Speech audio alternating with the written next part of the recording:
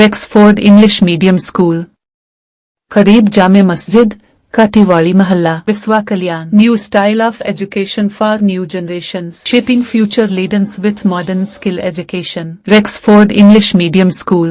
आज बसवा कल्याण तालुके में अखिल कर्नाटका आदि जाबव संघ की ओर से बसवा कल्याण तालुकाध्यक्ष दत्तू एल भिंडे जी और गौरव अध्यक्ष रमेश जी उमापुरे और हरिहर गोखले जिलाध्यक्ष कर्नाटक दलित संघर्ष समिति और शिवकांत कांबे जी ने आज एक प्रेस मीट करते हुए कहा कि दिनांक 3 जनवरी 2026 शनिवार को सुबह 11:30 को गांधी चौक से लेकर आम्बेडकर चौक तक रैली और स्ट्राइक रखा गया है। इसमें बसवा कल्याण के महाजनता को शामिल होने की विनंती की।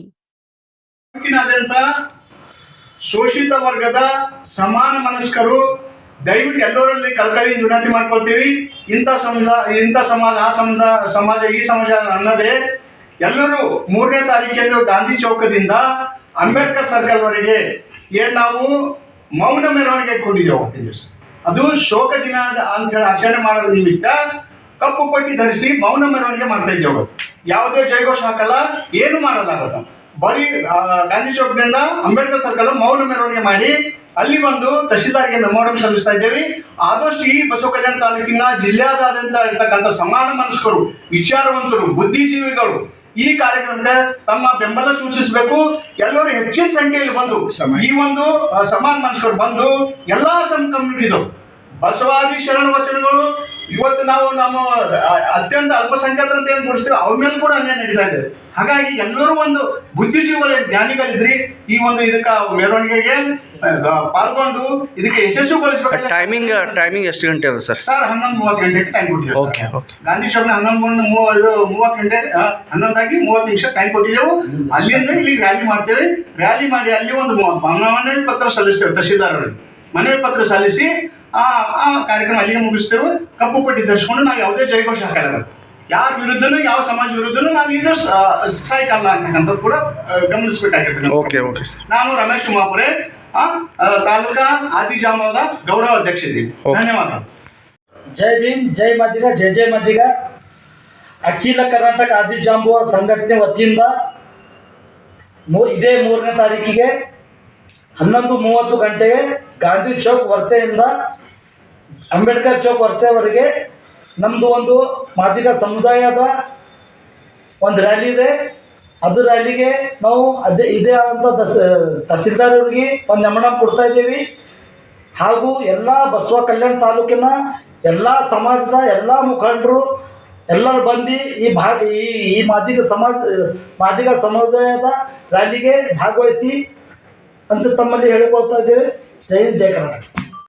ಆತ್ಮೀಯ ಪತ್ರಿಕಾ ಮಾಧ್ಯಮದವರಿಗೆ ಇವತ್ತಿನ ಗೋಷ್ಠಿಗೆ ಹಾರ್ದಿಕವಾಗಿರ್ತಕ್ಕಂಥ ಸ್ವಾಗತವನ್ನು ಕೋರ್ತಾ, ಇವತ್ತಿನ ವೇದಿಕೆ ಮೇಲೆ ಆಸೀನರಾಗಿರ್ತಕ್ಕಂಥ ಕರ್ನಾಟಕ ದಲಿತ ಸಂಘರ್ಷ ಸಮಿತಿಯ ಜಿಲ್ಲಾ ಶಾಖೆಯ ಅಧ್ಯಕ್ಷರಾಗಿರ್ತಕ್ಕಂಥ ಹರಿಹರ ಗೋಖಲೆ ಅವರೇ, ಜೊತೆಗೆ ಅಖಿಲ ಕರ್ನಾಟಕ ಆದಿಜಾಂಬವ ಸಂಘ ತಾಲೂಕಾ ಶಾಖೆ ಬಸವ ಕಲ್ಯಾಣ ತಾಲೂಕಾ ಅಧ್ಯಕ್ಷರಾಗಿರ್ತಕ್ಕಂಥ ದತ್ತು ಭಿಂಡೆ ಅವರೇ, ಇನ್ನು ಶಿವಾಜಿ ಅವರೇ, ಆತ್ಮೀಯ ಪತ್ರಿಕಾ ಮಿತ್ರರವರೇ, ಇವತ್ತಿನ ಒಂದು ಪತ್ರಿಕಾಗೋಷ್ಠಿ ಕರೆಯುವ ಮುಖ್ಯ ಉದ್ದೇಶ ಅಂತಂದರೆ ಈಗಾಗಲೇ ತಮಗೆಲ್ಲರಿಗೂ ತಿಳಿದಿರ್ತಕ್ಕಂಥ ವಿಷಯ ಅಂತಂದರೆ ದಿನಾಂಕ 21/12/2025 ಹುಬ್ಳಿ ತಾಲೂಕಿನ ಇಸ್ಸಾಂ ವೀರಾಪುರ ಗ್ರಾಮದಲ್ಲಿ ದಲಿತ ಯುವಕನಾಗಿರ್ತಕ್ಕಂಥ ವಿವೇಕಾನಂದ ಅವರ ಮೇಲೆ, ಅವರ ಕುಟುಂಬದ ಮೇಲೆ ಲಿಂಗಾಯತ್ ಸಮುದಾಯದ ಪ್ರಕಾಶ್ ಗೌಡ ಅಂತಕ್ಕಂಥವ್ರು ಹಲ್ಲೆ ನಡೆಸಿ ಅವರ ಮಗಳಾಗಿರ್ತಕ್ಕಂಥ ಮಾನ್ಯ ಅಂತಕ್ಕಂಥ ಯುವತಿಯ ಮೇಲೆ ಕೊಡ್ಲಿಯಿಂದ ಕೊಚ್ಚಿ ಕೊಲೆ ಮಾಡಿರ್ತಕ್ಕಂಥ ಘಟನೆಯನ್ನು ನಾವು ಅಖಿಲ ಕರ್ನಾಟಕ ಆದಿಜಾಂಬವ ಸಂಘ ತಾಲೂಕಾ ಬಸವ ಕಲ್ಯಾಣ ಶಾಖೆಯಿಂದ ತೀವ್ರವಾಗಿ ಖಂಡಿಸ್ತೇವೆ ಅಂತಕ್ಕಂಥ. ಯಾಕಂತಂದ್ರೆ ಇದನ್ನು ಅವರು ಪ್ರೀತಿಸಿ ಮದುವೆ ಆಗಿರ್ತಕ್ಕಂಥ ಘಟನೆ, ಇಲ್ಲಿ ಯಾರು ಒತ್ತಾಯಪೂರ್ವಕವಾಗಿ ಮಾಡಿರ್ತಕ್ಕಂಥ ಘಟನೆ ಅಲ್ಲ. ಇದನ್ನ ಮಾನವ ಕುಲಕ್ಕೆ ಕೆಟ್ಟ ಹೆಸರು ತರ್ತಕ್ಕಂಥದ್ದು ಅತ್ಯಂತ ಖಂಡನೀಯವಾಗಿರ್ತಕ್ಕಂಥ ವಿಷಯ. ಇದು ಅಸ್ಪೃಶ್ಯತೆ ಆಚರಣೆಯಲ್ಲಿ ಇರ್ತಕ್ಕಂಥ ಒಂದು ವಿಷಯ ಅಂತಕ್ಕಂಥದ್ದು ಕೂಡ ನಾವು ಇವತ್ತು ಖಂಡಿಸ್ತೇವೆ. ಯಾಕಂತಂದ್ರೆ ವಚನಕಾರಾಗಲಿ ಬಸವಣ್ಣನ ತತ್ವದಲ್ಲಿ ನಡೀತಾವಂತ ಅನೇಕ ಜನ ಇವತ್ತು ಹೇಳ್ತಾರೆ, ಮಠಾಧೀಶರು ಕೂಡ ಹೇಳ್ತಾರೆ. ಇಂಥ ಘಟನೆ ನಡೆದಾಗ ಯಾವುದೇ ಮಠಾಧೀಶರು ಕೂಡ ಇದನ್ನು ಖಂಡಿಸಲ್ಲ. ಲಿಂಗಾಯತ ತತ್ವದಲ್ಲಿ ಬಸವ ತತ್ವಗಳು ಅಂತ ನಾವು ಬಸವಣ್ಣನ ತತ್ವಗಳ ಮೇಲೆ ನಾವು ನಡೆದೀವಿ ಅಂತಕ್ಕಂತ ಹೇಳ್ತಾರ. ಆ ವಿವೇಕಾನಂದ ಕುಟುಂಬ ಕಂಪ್ಲೀಟ್ ಆಗಿ ಬಸವಣ್ಣನ ತತ್ವವನ್ನು ಅಳವಡಿಸಿಕೊಂಡಿರ್ತಕ್ಕಂಥ ಕುಟುಂಬ. ದಲಿತ ಕುಟುಂಬ ಆದ್ರೂ ಕೂಡ ಬಸವಣ್ಣನ ತತ್ವವನ್ನು ಕಂಪ್ಲೀಟ್ ಆಗಿ ಆ ಕುಟುಂಬ ಬಸವಣ್ಣನ ತತ್ವವನ್ನು ನಡೀತಕ್ಕಂಥ ಕುಟುಂಬವನ್ನ ಅವರಾಗಿ ಪ್ರೀತಿಸಿ ಮಾಡಿರ್ತಕ್ಕಂಥ ಆ ಯುವತಿ ಮಾನ್ಯಳ್ ಅಂತಕ್ಕಂಥ ಒಂದು ಲಿಂಗಾಯತ ಯುವತಿ ಆ ಯುವಕನ ಮೇಲೆ ಒತ್ತಾಯಪೂರ್ವಕ ಇಲ್ಲ ನೀನು ಮದುವೆ ಮಾಡ್ಕೊಳ್ಳಿಲ್ಲ ಅಂತಂದ್ರೆ ನಾನು ಆತ್ಮಹತ್ಯೆ ಮಾಡ್ಕೊಳ್ತಕ್ಕಂಥ ಬೆದರಿಕೆ ಬೆಡ್ಡಿದ್ರು ಕೂಡ ಇದು ಅನೇಕ ಸಂದರ್ಭದಲ್ಲಿ ತಂದೆ ತಾಯಿ ಕೂಡ ಗಮನಕ್ಕೆ ಬಂದಿದೆ. ಆದ್ರೂ ಆ ಒಂದು ಸಂಜೋತ ಮಾಡಿದ್ರು ಕೂಡ ಆ ಯುವತಿ ಬಿಡ್ಲೇ ಇಲ್ಲ ಅವನ ಯುವಕನ. ಅಂತ ಒಂದು ಗಂಭೀರ ಪರಿಸ್ಥಿತಿಯಲ್ಲಿ ಯುವಕ ಇರ್ಲಿ ನನ್ನ ಪಾಲಿಗೆ ಬಂದದ ಅಂತಕ್ಕಂಥ ನಾನು ಪಂಚಾಮೃತ ಅಂತ ಸ್ವೀಕಾರ ಮಾಡಿರ್ತಕ್ಕಂಥ ಯುವಕನನ್ನ ಇವತ್ತು ಆ ಕುಟುಂಬದ ಎಲ್ಲ ಅವ್ರ ತಂದೆ ತಾಯಿ ಕಾಕ ಅವ್ರ ಬಂಧು ಬಳಗದವ್ರನ್ನೆಲ್ಲ ಇಡೀ ಪ್ರಕಾಶ್ ಗೌಡ ಅಂತಕ್ಕಂಥದ ಒಂದೇನು ಕಠೋರವಾಗಿರ್ತಕ್ಕಂಥ ಹೀನಾಯವಾಗಿರ್ತಕ್ಕಂಥ ಮನಸ್ಥಿತಿ ಪ್ರಕಾಶ್ ಗೌಡ ಇದ್ದಾನೆ. ಅವನ ಕೃತ್ಯ ಇವತ್ತು ಖಂಡಿಸಬೇಕು ಮತ್ತು ಅವನಿಗೆ ಗಲ್ಲು ಶಿಕ್ಷೆ ಆಗ್ಬೇಕಂತಕ್ಕಂಥದ್ದು. ಪ್ರಕಾಶ್ ಗೌಡನ ಕುಟುಂಬದಲ್ಲಿ ವಿವೇಕಾನಂದ ಕುಟುಂಬದ ಮೇಲೆ ಏನು ಹಲ್ಲೆ ಮಾಡಿದಾರ ಅವ್ರಿಗೆಲ್ಲರೂ ಗಲ್ಲು ಶಿಕ್ಷೆ ಆಗ್ಬೇಕು ಅಂತಕ್ಕಂಥದ್ದು ಕೂಡ ಈ ಪತ್ರಿಕಾ ಮೂಲಕ ನಾವು ಒತ್ತಾಯಿಸ್ತೀವಿ ಬಂಧುಗಳೇ. ಅದಕ್ಕಾಗಿ ನಾವು ಇಂಥ ಘಟನೆಗಳು ಮರುಕಳಿಸದಂತೆ ಸರ್ಕಾರ ಕೂಡ ಒತ್ತಾಯ ಮಾಡ್ತೇವೆ. ಏನಂತಂದ್ರ ಇಂಥ ಘಟನೆಗಳು ನಡೆದಾಗ ಸರ್ಕಾರ ಸೂಕ್ತವಾಗಿರ್ತಕ್ಕಂಥ ಕಾನೂನು ತರಬೇಕು.